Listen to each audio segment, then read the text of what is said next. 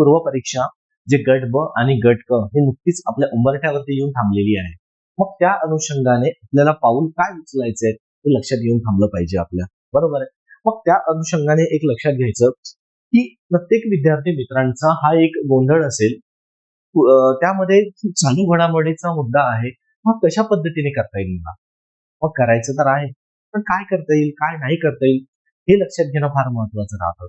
मग त्या अनुषंगाने एक लक्षात घ्या की शॉर्ट सांगतो की तुम्हाला यावेळेस कसं करायचं. मी म्हणणार नाही कुठलं पुस्तक वाचा, आणि जर वाचलं असेल तर वाचूनही तुमचं रिव्हिजन होईल का हे सुद्धा शक्य नाहीये. उलट यामुळे काय होईल ना, तुमचा आत्मविश्वास कमी होऊन जाणार. त्यासाठी सर्वात चांगला उपाय सांगतोय तुम्हाला, म्हणजे काही न करता पश्चाताप करण्यापेक्षा करून पश्चाताप करा. झालं तर झालं, ठीक. तर त्यामध्ये मुद्दा लक्षात घ्या. बघा, आज विचार करा 2025 मध्ये तुमच्या परीक्षा किती झालेल्या आहेत.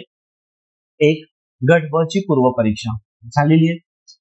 त्यानंतर गट क ची पूर्व परीक्षा ही सुद्धा झालेली आहे तुम्हाला, बरोबर आहे, माहिती आहे. त्या अनुषंगाने आपण एक विचार करू शकतो, आणि त्यासोबतच राज्यसेवा पूर्व परीक्षा झालेली आहे. म्हणजे आतापर्यंत आपल्या हातात ह्या 3 परीक्षा, बरोबर आहे. मग परत त्यामध्ये लक्षात घ्यायचं, यांची मुख्य परीक्षा ते पण झालेली आहे, आणि गट क ची पण मुख्य परीक्षा ते पण झालेली दिसते आपल्याला. म्हणजे आज आपल्याकडे किती पेपर आलेले आहेत, 1, 2, 3, 4 आणि 5. 5 पेपर आलेले आहेत.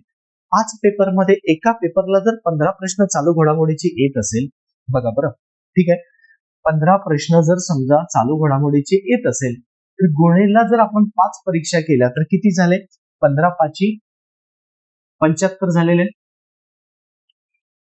झालं ना, आलं ना लक्षात. 75 प्रश्न जे 2025 या कालामध्ये मध्ये विचारले गेलेले आहे. मग 75 प्रश्न म्हणजे 75 टॉपिक नाही का रे? तुम्ही म्हणू शकता ना, 75 प्रश्न 75 टॉपिक. मग या अनुषंगाने केलं तर काय लक्षात राहणार आपल्याला, आलं ना, काही चुकणार आहे का? बघा मित्रांनो, काही खूप वेगळं विचारणार नाही. ह्या परीक्षा 2025च्या आहे, याचा अर्थ 2024 म्हणजेच काय, आपण मे पासून जर विचार केला तर मे 2024 पासून या परीक्षा आपल्याला प्रश्न विचारलेले आहेत त्यांनी, बरोबर आहे ना. तर मे पासून जर प्रश्न आलेले असेल तर आपल्या ते लक्षात घेणं महत्वाचं. आणि आपण सुद्धा किती करणार आहे चालू घडामोडी, 25चं पूर्ण आणि 24चं अर्ध, म्हणजे 1.5 वर्षाचं तसं एक आपल्याला करायचं आहे. मग त्यामध्ये ते टॉपिक वाचत बसणं, पुस्तक वाचत बसण्यापेक्षा जे 75 टॉपिक आलेले आहे आणि जे प्रश्न आलेले आहे, ते थोडे त्या प्रश्नाच्या टॉपिक वरती जा, थोडं त्याला वाचून घ्या. आला तर आला, नाही तर